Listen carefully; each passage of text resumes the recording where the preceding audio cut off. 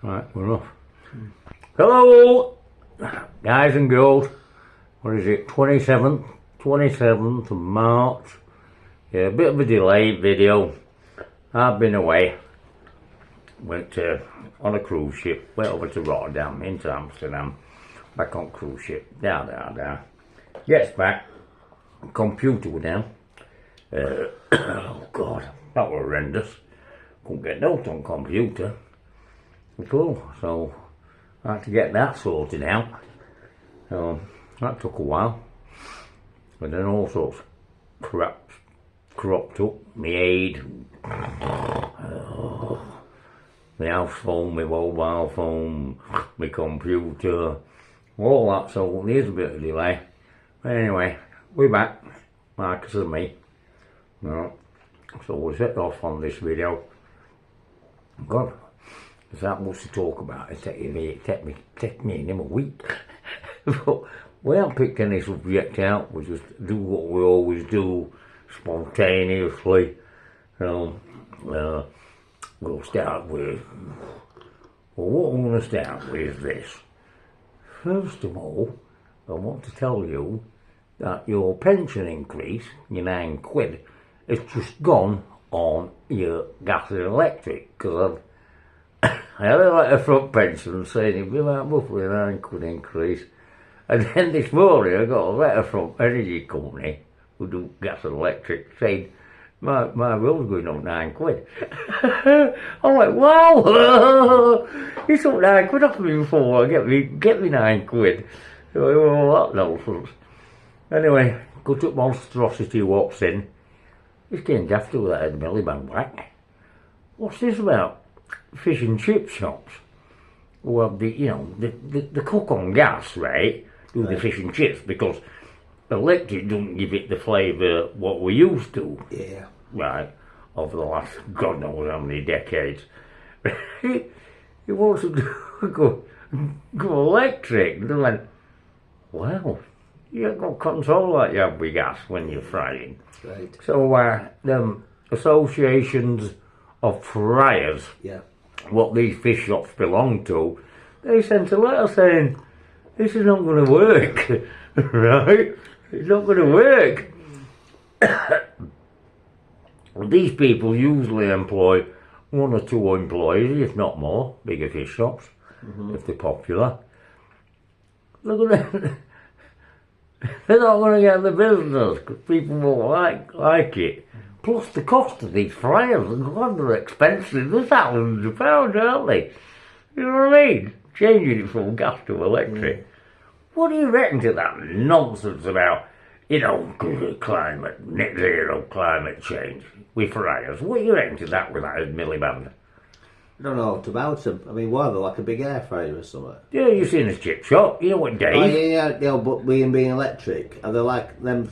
Yeah, it's same sort of like contraption, but instead of gas burners, right, doing your fish and chips. Well, the oil, do they actually? They want to do away with them. Oil's actually heated up with electric, is it? Well, that's what they want. At the moment, everybody uses gas. Right. Because they've got more control. Yeah. When they're doing the fish and the chips. Yeah. Right.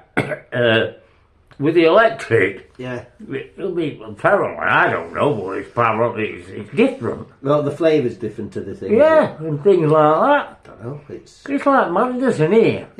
Yeah, it is madness, but I don't know. They're just dreaming stuff up one after another, aren't they? I think so. I mean, I'd never heard of it. Just mentioned it. So yeah, it's only just come out. Yeah, I got the impression like the big a new type of fire, like the air fryers. You know? No, mate. Oh no. It's from that old-fashioned thing. Well, they're not old-fashioned. The gas, aren't they? Yeah. Gas burners underneath the. Oh yeah, I understand what you're fats saying. or the oils, whatever they're cooking in. Right? Yeah. Yeah. Oh, they're not happy. I don't know. Fish fryers.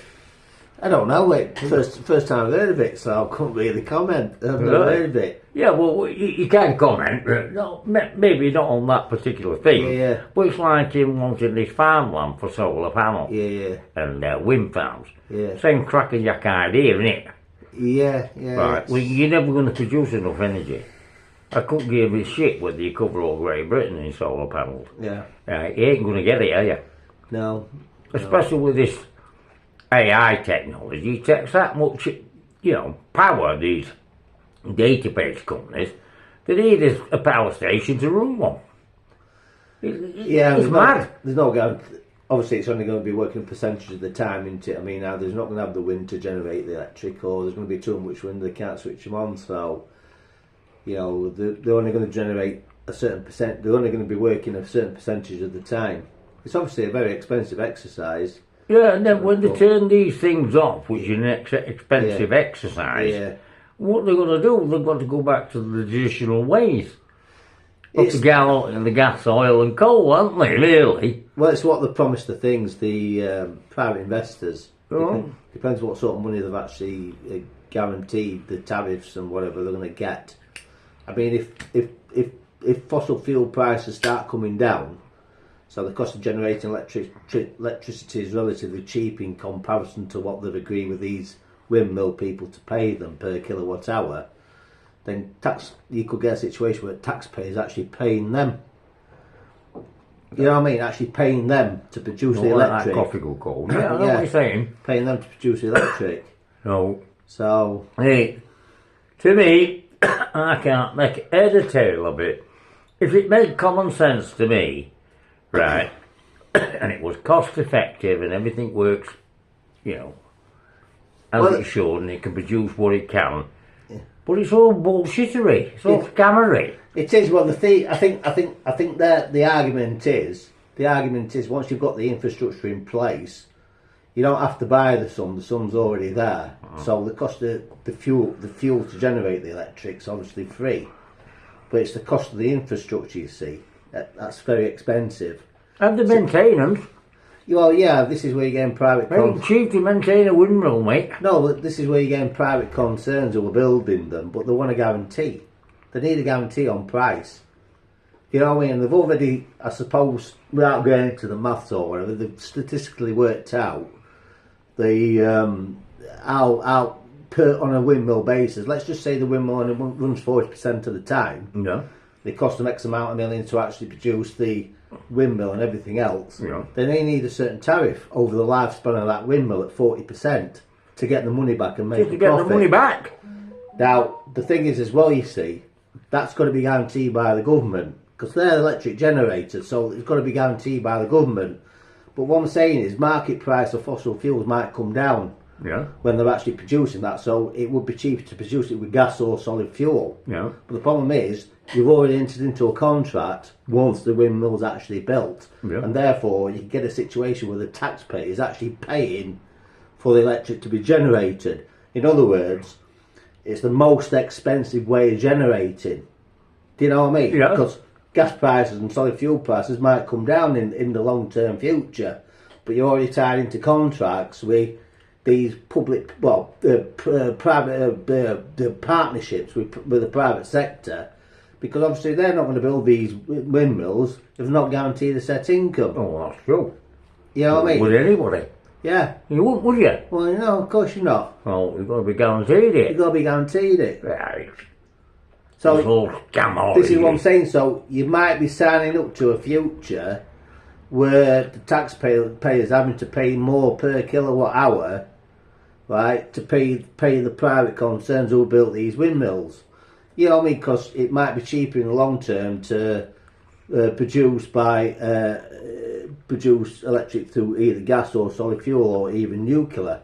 If there's new fields discovered in the future, the cost of these products will actually come down. The cost of producing electric would actually come down also. So you just got to be careful. I mean, in the long term, it might be the cheapest form of electric, and it might be hailed the hero of the day. Do you know what I mean? But you just do. I doubt it. I doubt it. I really doubt it because Trump's mining gas and everything out. Yeah. You know what I mean? And the price of these fuels are going to drop. So that tells you in long term, price of electric using oil, gas, or solid fuel should be cheaper than the solar, because it's obviously cheaper to build a power station. And it's cheap. What I'm trying to say is it could be more expensive in the long term for the taxpayer. But anyway, I'm not going into it because it's too long-winded. I don't blame you. We'll move on in a minute. But I can't see all these concocted ideas are getting this net zero.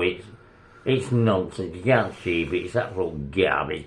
They do more pollution, make it bloody windmills and solar panels will not help. They don't tell you that when they're saying, shoving them. They don't tell you any of this. They say, well, to dispose of them, what they're doing in the minute. They're piling them up in fields, the blades and stuff, and the solar panels. They don't have to break it down. And the plastics and the resins are using them in windmills. They can't break it down. It can't be recycled, so it's either stockpiled or they're burying them. Well, what? Are they on about climate change? They're selling, wow. They're selling you on the fuel aspect, aren't they? That the wind is a natural thing and the sun is natural. I mean, you don't have to burn these things. That's how they're trying to sell it. But like you just demonstrated, the thing that uses and generates these things aren't environmentally friendly. That's it. So you're on about your net zero. Stop making that garbage you can't get rid of. You have to bury it in land. What are you going to grow? Right, with a load of old bloody windmills and solar panels buried underneath the soil. You're trying to plant a few plants in. These nonsense idiots. They just don't. I just class them. They're all gone to university, got this. Listen, they're idiots. They don't know what they're talking about. Right on the mind. Anyway, we're going to shift from that moron, head Miliband. Worst thing for me and you, mate, is RMP, he don't cast it off. Wow. God. Well, we're not blessed at all, are we? Oh, no. I wanted a safe seat, didn't he? His brother, David, Banana Head. It's a safe seat. Yeah, bacon butty and banana heads. Wow. Moving on from that, I'll tell you about, we've talked about AI, haven't we? And I said, no stopping it. A few years ago, no stopping this AI. The more it develops, the more it's going to increase. Well, that Dr. Sunil Dam, who I follow, medical doctor, born here, did his medical profession here, worked at NHS, but now he works over in America. Comes back and forth, but basically he practices acute illnesses in hospital. When you go in with acute illnesses, diseases, obviously because they were outspoken when the old Jabberoonis come in, didn't like him for that. Trying to do what they do to these people, trying to knock him down, this, that and the other. Also he promoted, not in the NHS, but he has a little company he founded where he makes vitamins, nutrients and that sort of thing. But it's private, he don't teach that to his patients, he has to go along with protocol. So his latest podcast, if you look, it's I think he's pronounced his name Sunil Dam. Asian guy. I follow him. I find him really good. He tells you all about everything. His heart injury, medications.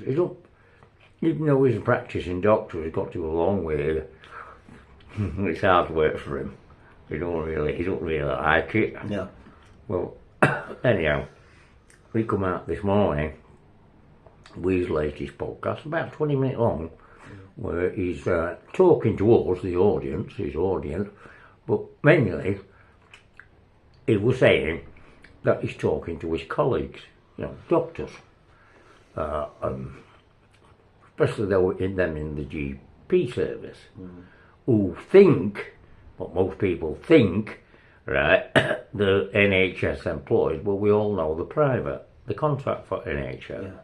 But when you go to doctors, it's a private company. End the story. Yeah, well, people are thinking, don't they, associate GP and that, the private National Health Service. Yeah, they're only contractors. They are, the thing out there. What? The private concerns. So he's saying to his colleagues, as well as his audience, but he mentions that to make sure doctors will listen as well. Yeah. Right. Make no mistake, AI's coming, in the next 5 or 6 years. And there's going to be a change like you've never seen before. Now, doctors won't exist. AI will do it. Right? And as he explaining to audience and his colleagues that AI will be better at it than the doctor once it has all the data on you. Yeah. Right? Knowing what's up with you. Right? And prescribing you what the doctor does at the minute. I mean, he only knows what to prescribe because he looks it up on computers, doesn't he? You know, he types in your symptoms and it comes up and tells him he's got to give you that prescription for that medication or that prescription. He's got no say in it. Should he deviate, he's off the list, isn't he? Well, we talked about it before. It's like using flow charts, isn't it? It's basically touch screen medication, but with the added Alexa, if that's the right thing to it. Right. Where it seems to give you a human element or human response to it. But it's obviously you've got this flow chart in this search engine, so to speak. That's how I see it. And the Alexa sort of, rather than you actually getting the result on screen, the Alexa sort of reads it back to you. Yeah. And it gives that human element. Yeah, but That's so how I'd see what it. he was saying, Yeah. is it a good thing or a bad thing? Now, he said it's all depends on how the program, the AI. Yeah, for flow If you left AI, he said what we'll all get a surprise with is what the AI comes out with. And if it's left, if everything's fed into it, left, not altered or manipulated in any way, he's looking forward to what he calls the true AI, because it will take you back to more natural remedies. If that's put in as part of the program. If you put all the papers in for all the studies on natural remedies, a lot of them are better than the medications they're giving you. Right, that they're not doing that because they're not allowed to do that. They have to give you the pharmaceutical version of it. But if it's left to AI's own devices, he believes that AI will turn it around quite a lot. Yeah, but you've got to include that in the program, you see. Oh, this is what he's saying. Yeah, because it's what you put in the program. Well, yeah, because I think we mentioned it before in one of the earlier videos. It always reminds me of that game Guess Who. Can you remember? Yeah.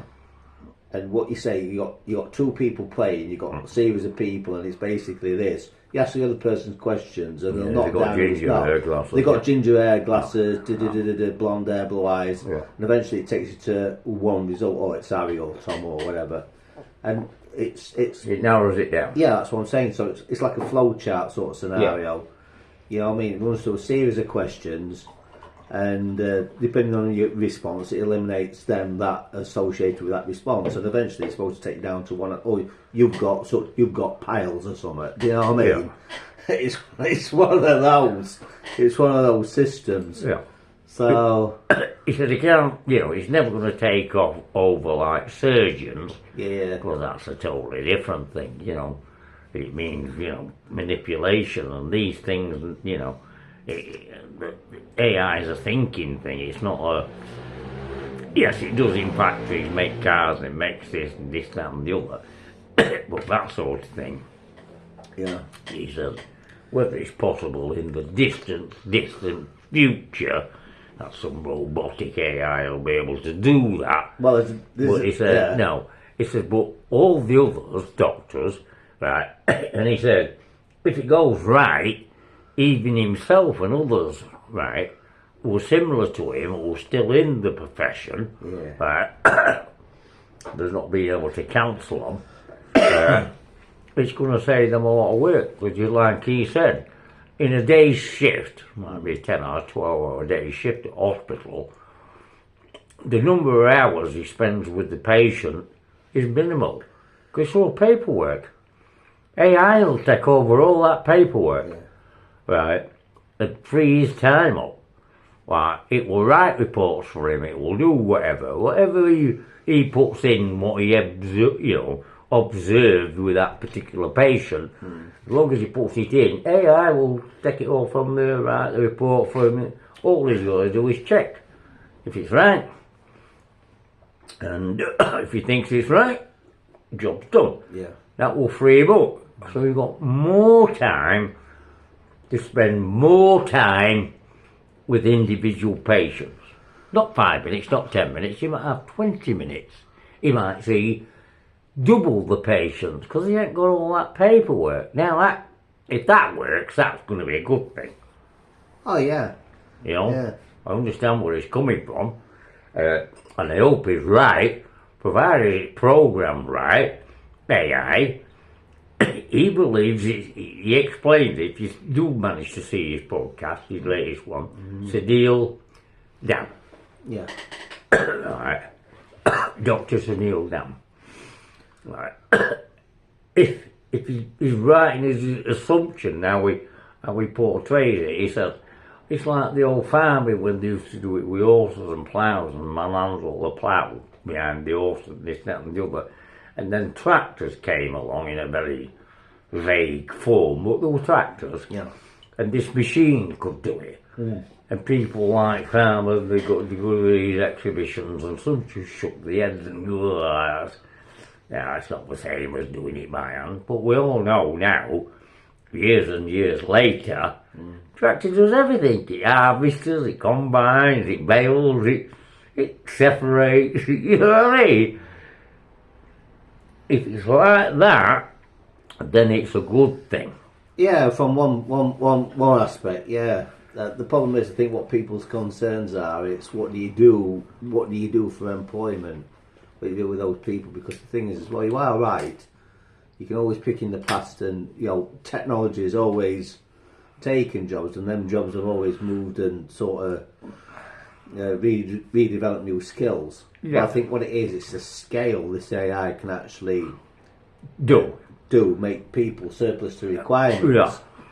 Yeah. And you can't really have I want to say Wall of China project. We've already got one Adrian's Wall. I mean, you can't send them.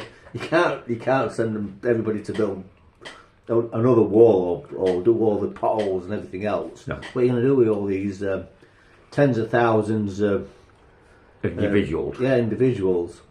I know. The potential is obviously there. Yeah. But Be a bit of long-term planning. yeah. What do you do with those people? Obviously, people are going to say, "Well, you skill them up where there's a shortage in the economy, this time and the other." But there's a limit. Oh yeah. There's a limit because then you get an oversupply Yeah. of people doing a specific thing, Yeah. and that will just drive wages down and everything else. So, Yeah. That's it. What do you do? But I accept what you're saying. There is a lot of bureaucracy. Oh, loads. You know what I mean? Loads. Paper shuffling and this, that and the other. That's it. It's not just one department, not just the medical. It's all sorts of administrations and Well, the government's had to step in. and all hasn't these it? agents. They're just full of paper shufflers, Well, aren't it's had to step in because we're not a manufacturing country. We can't compete with certain other countries in the world.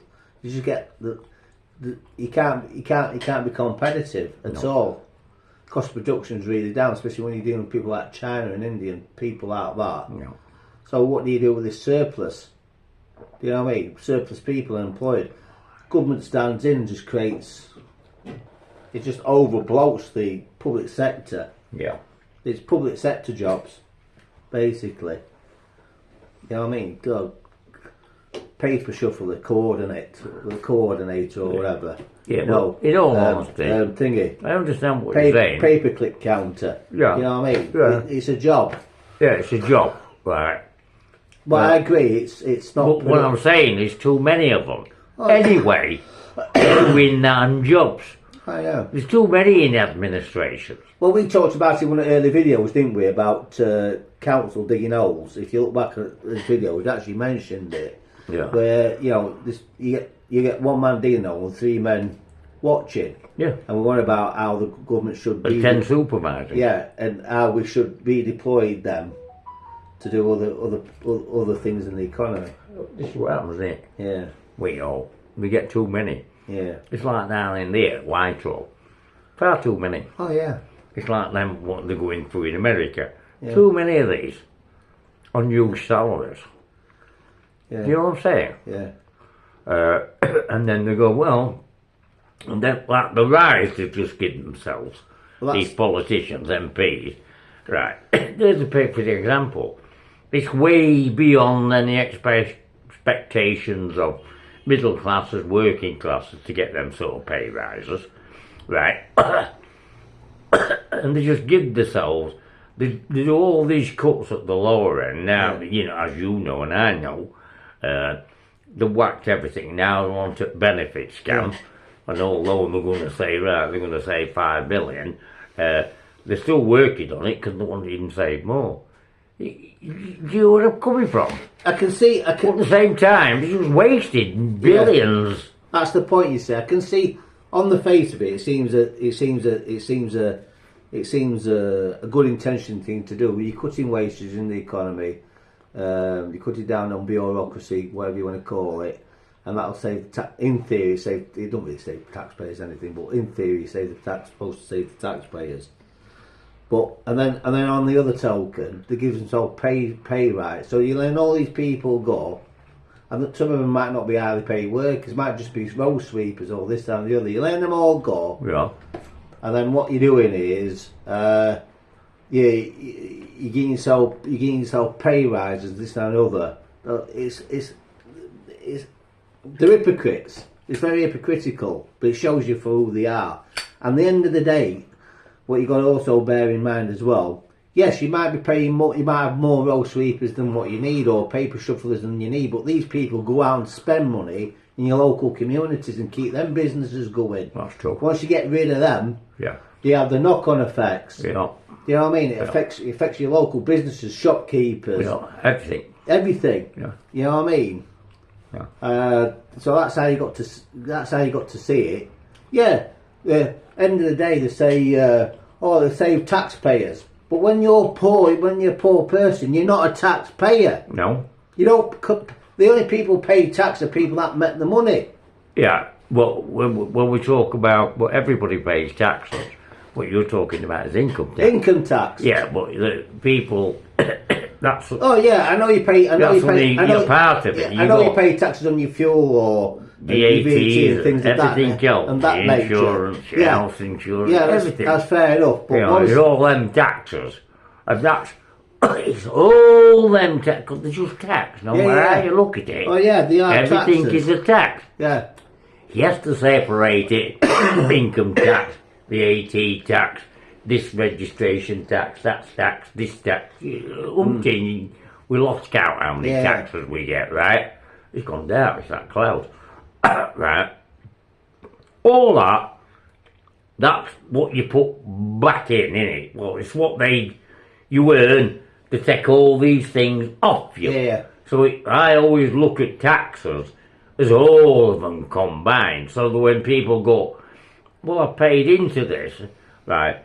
I don't just mean national insurance. Yeah. Yes, you paid that, but what I'm saying is, all the taxes, all the money they took you off you in one form or another, however it is, VAT or whatever, it's just taxes, ladies and gentlemen. In my eyes, I might be completely wrong, it's just taxes. So you get an understanding. I don't know what its ratio is now. It's about 56 out of a pound. Yeah, but okay. Check. I mean, it's a good point we're saying. You get about 44 pence out of a pound a year. Yeah, you don't get a pound. It's a good point. And what I'm saying is, yes, things like VAT and you pay thousands, hundreds of thousands over years. Yeah. But if you lose your job, a public sector job, say I always use road sweeper, but not against road sweeper because whatever. But if you use them and them sort of people lose their jobs. Yeah. They're not going to spend the money. They're not going to fill the tank up at the petrol they haven't got station. It. They haven't got it. You lose all that taxes. You know what I mean? But what bit they do have and to spend, they're still getting taxed on it with the VAT and all the rest of it shit. They're getting taxed, It doesn't matter where you are on the scale, you're getting it. Oh yeah, you're getting it. But what I'm saying is, your spending capacity is totally reduced, and it has a knock-on effect. So if you don't spend more on the I don't know, buy whatever cream cakes from a shop, then the factory that makes you cream cakes, they're going to lay people off because they're not doing the sales. So it has that snowball effect, which in turn then sort of reduces. It can be a snowball. There's pros and cons to it. That's what I'm saying. There's pros and cons to it. Yeah. Yeah. God, it's 30 minutes this video. It's Yeah. the longest video we've ever done. It took like Is 2 it? seconds. Hasn't it? Yeah. It's, But there's so much things I want to talk to you about. It's like I heard this guy, right? The Austrian, you know how I am, right? Forget your wants. Just live on what you need. Right? Your wants are totally different from your needs. I want a new 3-piece when there's no wrong with old one. Right? It's wants, it's not needs. If you need it, then you need it. That's it. Otherwise, it's a want. Well, I heard about this Austrian, right? So he says to his neighbour, his neighbour was June Slater, actually, who does a podcast. She would tell his story, and I went, that's what I mean. Like, he goes, I have to buy a new coat, you know, in German, like, she understands German, Austrian guy. I have to buy a new coat, you know. Oh, that coat looks alright. Oh, yeah, I've had it about 50 years. They don't, when they buy a sofa, right, they buy it for life. yeah. When they buy stuff, they buy it to last their life, right? They don't change it every 5 years, right? They've already got that mentality. We haven't. We've got to anchor with us our maximum memory capacity. I've got to delete stuff off this iPad to give us more, but we're still going. Yeah. Right. Oh, I always leave the last word to our Matt. We ain't covered a fraction what we talked about, but hopefully we'll catch up with some news happening every day. So we can't catch up with what we've learned over the last 5 or 6 weeks because someone new will come along as well before the next podcast. And because we delayed, God, it'll take 3.5 hours just to get through it. The thing is, one of them conversations, what you're talking about, what we've just been talking about, it's one of those conversations where you can talk for hours on it. Hours, can't you? Hours. You can talk all day into it. I mean, yeah. Because obviously there's argument, not argument, but there's like view, counter view, counter view. Yeah, your opinion, my opinion. And you can go on forever with it. Yeah. Absolutely, you can go on for absolute hours. The audience out there won't believe the sort of length of conversations me and you have. If we were to record them, we'd have to do a video 24/7. Because the thing is, the way I see it is everything's part of the same thing, so it's all interlinked. So it don't matter where you start, you can interlink everything. Yeah. You know what I mean? Because everything's totally interlinked. So, you know, you could start off with, I don't know, talking about this cup, and you make the connections. Next thing you know, we talked about politics or religion or economics. Economic. They're all interlinked. Physics. Whatever. It's all interlinked. Yeah. So that's true with it. Yeah, it is true. The world's totally everything. All these disciplines are sort of interlinked. Yeah, if you want to see it as that, and then it's quite easy to just start off from way beyond. Yeah. And then come to exactly where you want to. That's true. It's easy. We do it all the time. Yeah. Yeah, we've been fortunate enough like that, where both of us minds work that way. We just discuss things, and then it goes on and on and on and on, doesn't it? Yeah, because everything... From the simplest thing you might fetch up, or I might fetch up, it just goes into the universe, doesn't it? Yeah, because everything sort of influences everything else, you see. Yeah. And that's it. Everything influences everything. Whack, it's day 4. We've never done this long, ever. And it's so quick. I know. So I'm going to leave the last word to you now. God knows how long this will take me to load up. But, you know, we're up to all I've been having, hoping I've solved it. I told you about everything today. Wow. I'm not a technology guy, so I had to go through all this shit with online, mobile, broadband, this, that, and the other. Because, you know, like I told you, I'm reducing my overall cost of everything to pay. Well, the more I learn, the more I reduce that cost. You know, I'm not stuck in no trap, right? I'm just going, I'll pay, I can afford that, I'll pay that. But no. If I don't have to pay, I don't want to pay. If I can get the same services for less, I'm going to do, Angler.